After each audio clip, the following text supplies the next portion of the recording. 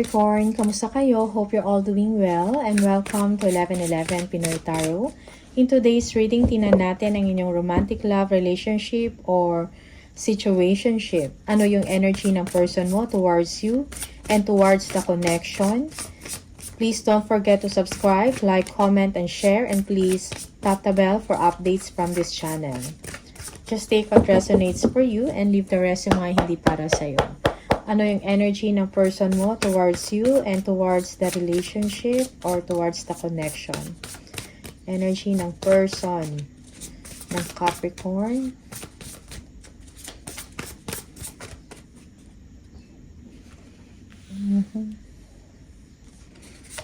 Your person is heartbroken, frustrated, or disappointed. Parang up to now, naalala ka pa niya.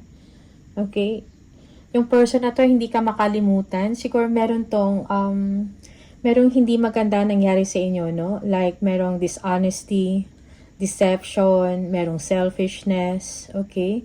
And even third party, no? But this person, it's like, parang nagsisito sa kanyang mga ginawa sa inyo. Yung kanyang mga wrongdoings, and gusto niya to ayusin.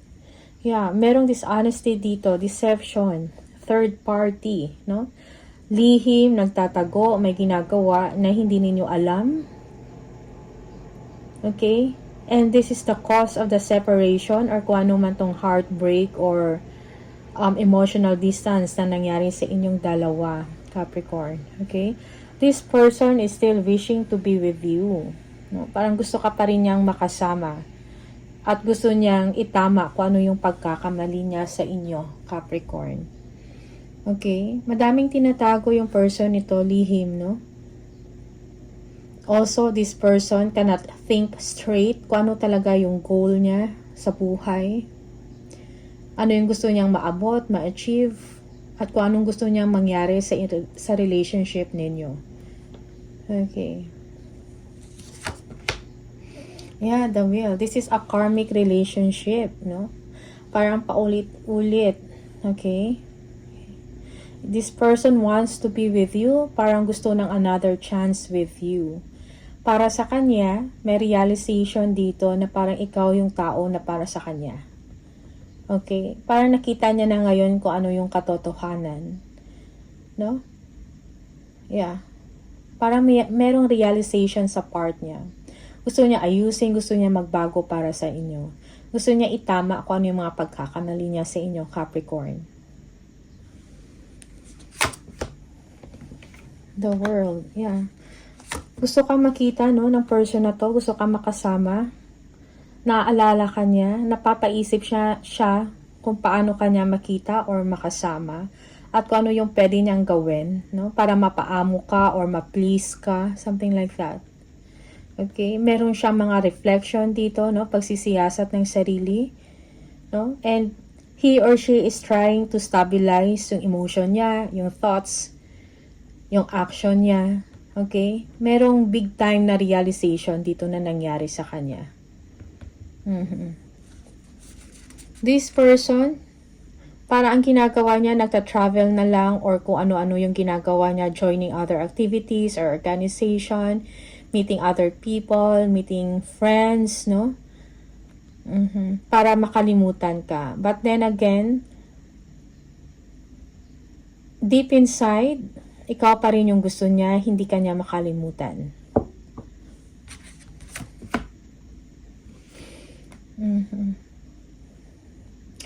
Kailangan niya ng plano. This person, kung ano man yung mga pagkukulang niya, is kulang siya sa plano sa buhay or plano sa inyong relationship. But this person is trying, no? I mean, he or she is trying to be patient, no? Ano man yung mga pinagdadaanan niya ngayon or regarding sa connection niyo or sa inyong relationship. And nakafocus na rin siya ngayon sa kanyang sarili, no? Self-development, no? And most especially sa kanyang trabaho, sa money niya, sa kanyang finances. Okay? For some of you, naging balakid or naging problema ang trabaho sa inyong relasyon, sa inyong connection. Okay? And while nagtatrabaho ka, this person is doing something, no, na hindi mo alam. Deception. Okay? This is for some of you. Sometimes reverse yung role, but ito yung energy, no, na lumalabas, lumilitaw, kumbaga. Okay? Yes, gusto ka pa rin ng tao na to. Maybe this person is working hard, no? To fix things, no? Sa inyong dalawa, makipag-ayos sa'yo. Ngayon, na-realize na kailangan niya magbago at maging stable para sa inyo. Okay?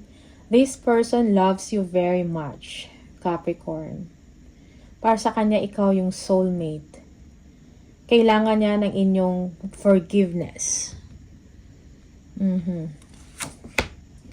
Yeah, to the point that this person is already obsessed, no? Okay? Merong separation dito. Conflicted siya, no? Kung ano yung gagawin niya. For some of you, this person, siguro maraming taong involved, no? Again, merong third party, parang magulo yung sitwasyon. Kung maging kayo man, parang magulo, salasalabit. Okay? Yeah, also this person is parang nakikipag-compete sa inyo, no? When it comes, nakikipag-compete kung ano yung mga achievements mo, parang gusto niya ring abutin yun. Kung anong meron ka. Okay? This person is obsessed about advancement, no? Career advancement or advancement sa trabaho. Merong addiction dito. Okay?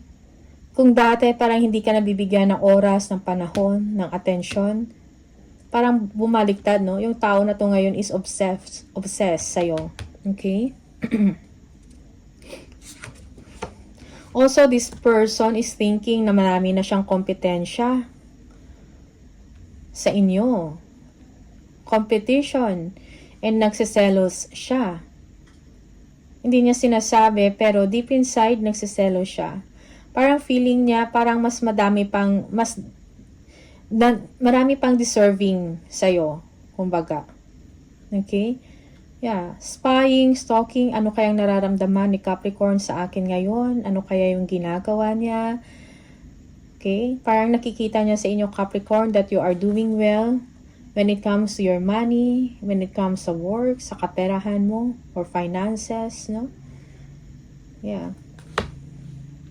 You are a hardworking person, Capricorn, and para sa kanya, parang ito yung gusto niyang mangyari din sa kanya, no? Yung maging successful at umunlad ang kanyang buhay. Okay?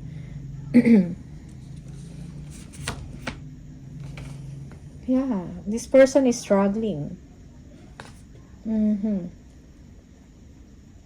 Feeling niya hindi niya deserve. Hindi ka niya deserve. Or hindi mo siya deserve. Parang ganon. Parang he or she is out of your league, kumbaga. Okay? So, this person is insecure. No? Feeling intimidated, na-intimidate siya, no? Yeah. This person loves you. Namimiss ka ng person na to. And nagsisisi din siya kung ano man yung mga ginawa niya sa'yo na hindi maganda. No?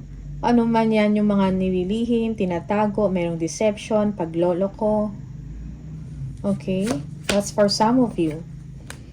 Okay? Nine of Pentacles. No? This person is now solo.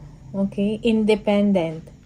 Kailangan niya, kumbaga, kailangan niyang sumikap para sa development niya. Okay? This person is also self-secured. Okay? Independent. This person is also attractive, no? Looking good. Merong realization sa kanya. Okay? Yeah, parang gusto niya magsimula uli. Queen of Cups. So, this person is struggling kahit papano, emotionally. Kasi, hindi ka niya makalimutan. Okay? Also, there is another person involved here. Maybe a water sign. a mother or a mother figure. Okay? Yeah. And this person is just trying to wait, no? Kung ano yung mangyayari, kung ano yung next na mga movement, no? Ano yung mga next chapter sa life niya. It's like parang bahala na. Accept ko na lang to kung anong meron ako ngayon. Okay? Yeah. This person is waiting for you. Napansinin mo, mag-communicate sa inyo, Capricorn. Waiting for you to communicate with them, I mean. To communicate to them.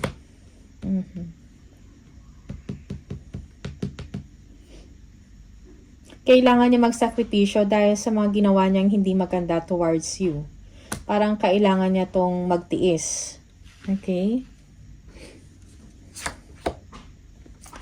Now, this person is free or open siya sa mga possibilities, no? Maybe this person also nasa dating app or available for dating, no? Single and ready to mingle. Okay? Yeah. Parang wino-workout niya yung sarili niya, no? Yeah. For some of you, this person is manipulative. Okay? Parang marunong magpaikot or mag-pretend that everything is okay. Merong awakening sa part niya dito na kailangan niyang baguhin sa sarili niya. Okay? He's working on himself or herself. Eight of Pentacles, yes, kailangan niya mag-focus sa sarili niyang development. Although this person once in a while, no, tinitingnan ka, nagpupuyat, okay, naalala ka.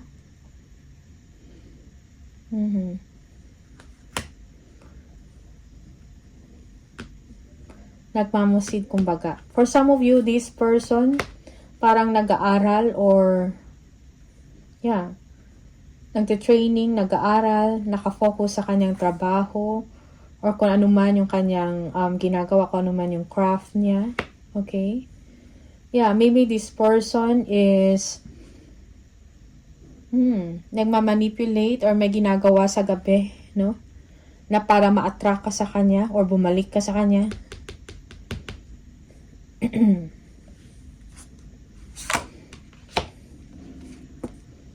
Knight of Cups. Okay.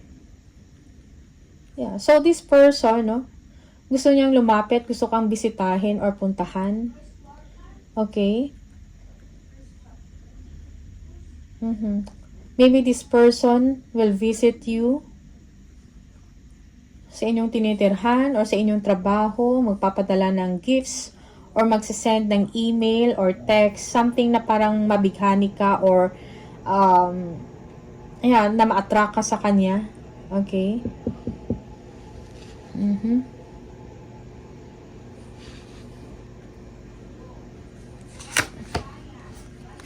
Eight of Swords. Here, she doesn't know what to do. Parang naluloka na. Something like that. Okay? Parang para sa kanya, you're not the same anymore. Parang feel niya na parang hindi mo na siya magugustuhan or hindi ka na attracted sa kanya. Okay? So, that's why yung person na to, kahit nagtatrabaho or maganda yung successful siya sa kanyang ginagawa or sa trabaho niya, deep inside, no, when it comes sa love relationship niya, this person is broken. Okay? Six of Wands. Yeah, for some of you, this person is attending to another person, making it official. Kumbaga, kung wala siyang makukuha sa inyo or you're not responding to him or her, parang para sa kanya, meron siyang reserba. Okay? And maybe this person cannot take it any longer, cannot take it anymore. No? Yeah. And yeah, meron din siyang sinusuyo or meron din siya on the side, kumbaga. Okay, Capricorn. Maybe kasama niya to sa trabaho, Six of Wands. Maybe your person is involved in, or maybe your person is an artist or in a creative field. Okay, magaling siya sa kanyang ginagawa, sa craft niya. Talented, no? An achiever. Okay? Okay? Sometimes reverse yung role, it's the other way around.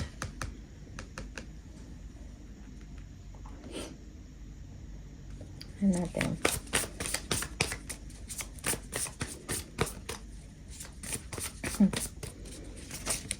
Oops. How do you feel about this person? Capricorn.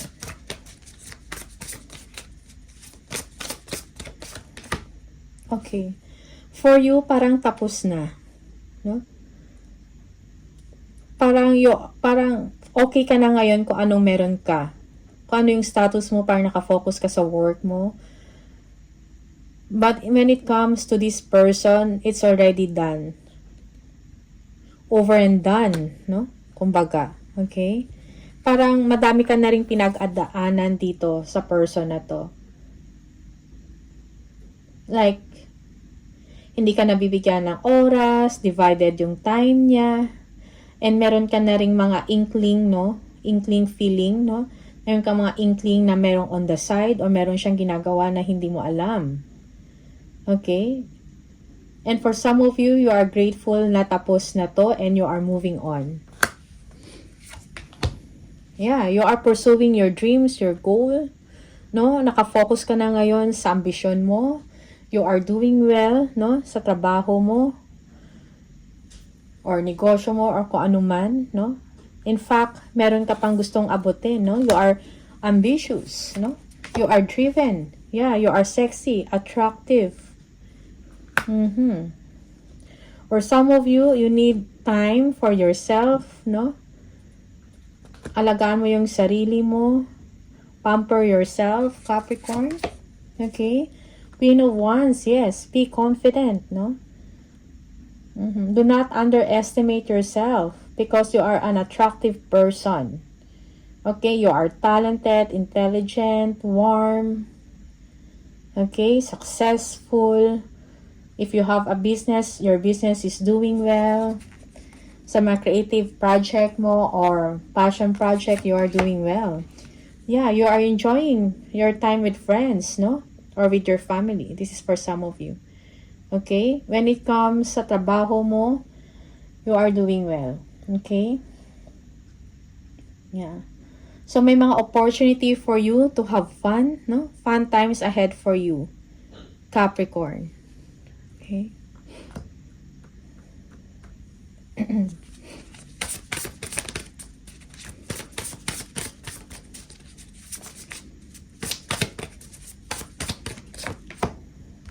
Yeah, you are leaving a situation, no? And because you know you deserve better. Okay? Merong desire sa you to move on and to achieve kung ano pa yung pwede mong ma-achieve, no? Successfully. Okay? You are not, kumbaga, parang you're not that interested anymore with that person. Parang naka-move on ka na. Okay? Para sa'yo, parang sama lang ng loob ang nakuha mo sa taong iyon. Okay? And parang hindi ka pinahalagahan. Yeah, for some of you, yes, yun yung reason. Merong third party sa trabaho. Okay? Yeah, you were feeling left out in the cold. Hindi ka binigyan ng pansin. So, you're done with it.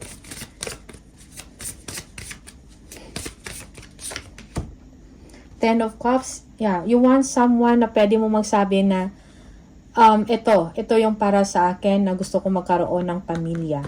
Okay? Someone that I can be, that can be trusted, no? Someone na loyal and faithful, no? A best friend aside from being a lover, yung walang tinatago sa akin and willing magkaroon ng pamilya at mga anak sa akin, no? Someone that I can marry. No? Okay?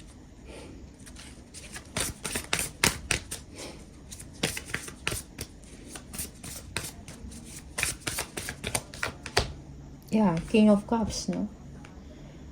Yeah, someone na naiintindihan ka ng mas malalim, no? Na parang pareho kayong nararamdaman sa isa't isa, yung walang tinatago. Hindi ka man ganun ka-expressive, Capricorn, sa inyong nararamdaman, pero parang meron kang parang kampante ka na yung person mo is naintindihan kung ano yung pinagdadaanan mo at kung ano yung nararamdaman mo. Okay? You want someone na secured ka. Okay? Someone that can take care of you, hindi yung ikaw ang nag-aalaga. Okay, Capricorn? Now, you are focusing on yourself, sa success mo. You are a person na may mataas na ranggo or may mataas na posisyon sa isang trabaho. You are a leader, a planner, no? You are stable, no, sa inyong ginagawa or stable in life. Okay? Yeah, you have a lot of strength. Inner strength. Parang lahat ng to na nangyari sa inyo, nalagpasan mo na ikaw lang. Okay? Yeah. Also, it's time also for you to forgive and move on. Forgive and move on. Okay? At kung meron ka man ding pagkakamali sa sarili mo or sa tao na yun, forgive, no? Four of Cups, yes, you are not interested anymore with that person. Okay? Sometimes, for some of you, you feel bored, but then, hindi ka nawawalan, no? Ng strength when it comes sa career mo, sa trabaho mo, or business mo or passion project mo. There's a lot of love that you can offer, Capricorn. Okay?